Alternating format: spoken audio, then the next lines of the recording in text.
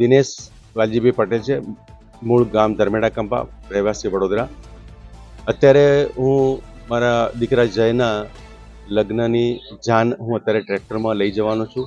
એ ટ્રેક્ટરો અત્યારે Belarus DT14, Ford 3600, IMT 555, Massey Ferguson, Escort 37, આ બધા ટ્રેક્ટરોને હું લઈ જવાનો છું, 10 ટ્રેક્ટરો.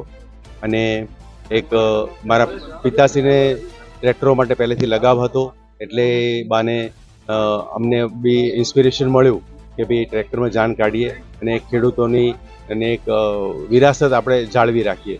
એ અમારો ઉદ્દેશ હતો. કેટલા ટ્રેક્ટર લગ્નમાં જોડાયા છે અને આપને કઈ કેવી રીતે મળી ટ્રેક્ટરમાં જાણકારી? અત્યારે અમે 8 જેવા ટ્રેક્ટરો છે, એમાં 5-7 ટ્રેલરો અમે જોઈન્ટ કરીને અમે જાન લઈ જવાની છે હરિપુરા કંપા. અને આ પ્રેરણાનો સ્ત્રોત મારા પિતા વાલજી બાપા છે, એ પ્રેરણાનો એ સ્ત્રોત હતો.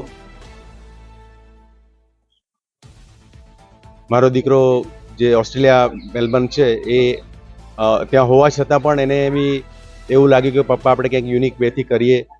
તો અમે વિચાર આવ્યો કે ભાઈ ટ્રેક્ટરમાં એની જાન કાઢીએ.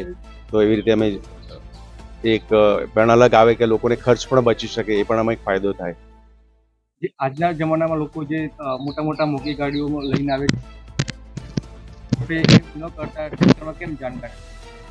હા, એટલે એક તો મને આ ટ્રેક્ટર માટે લગાવ હતો, અને બીજું કે અમારું જે ડેસ્ટિનેશન છે એ પણ નજીક છે, અને એક યુનિક વે થાય છે અને ખર્ચ પણ લોકોનો બચે છે, આપણો બચે છે. એ રીતે મને પ્રેરણા મળી હતી. અને બાપુજી પણ એક પ્રેરણાનો સ્ત્રોત છે. અરવલ્લી જિલ્લાના ધનસુરા તાલુકામાં આવેલા ધર્મેડા કંપામાં એક અનોખી રીતે લગ્ન ટ્રેક્ટર જોડીને લગ્ન પ્રસ્થાન કરી રહ્યા છે. જેમાં દિનેશભાઈ પટેલના જે સુપુત્ર છે, તેમની જાન છે તે જાનૈયો લગ્ન કરવા માટે જઈ રહ્યા છે. જે દિનેશભાઈના જે પુત્ર છે, જે ઓસ્ટ્રેલિયા રિટર્ન હોવા છતાં પણ તે પોતે પોતાના પિતાજી અને પોતાના દાદાના વિચારો પ્રમાણે તે ટ્રેક્ટરમાં બેસીને લગ્ન કરવા જઈ રહ્યા છે. ત્યારે આ ફાસ્ટ યુગની અંદર લોકો મોટી ગાડીઓમાં જતા હોય છે અને મોટા ખોટા ખર્ચા કરતા હોય છે.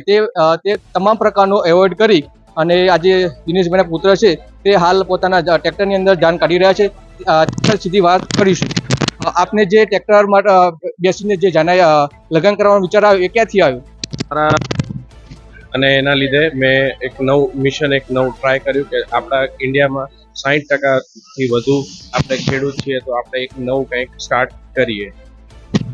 વાત કરી કે જે આપણે જૂની પરંપરા પ્રમાણે જે સંસ્કૃતિ પ્રમાણે જે પહેલા ટ્રેક્ટર કે એક બળદગાડીની અંદર જાન જોડીને જતા હતા, તે પરંપરા વિસરાઈ રહી છે. તે પુનઃ યાદ કરવા માટે આજે ઓસ્ટ્રેલિયા રિટર્ન છે, તો પણ ગુજરાતમાં આવીને ટ્રેક્ટરની અંદર જાન જોડીને પોતાના લગ્ન કરવા માટે જઈ રહી છે. ધવલ રાઠોડ, સમાચાર 31, અરવલ્લી, ધનસુરા.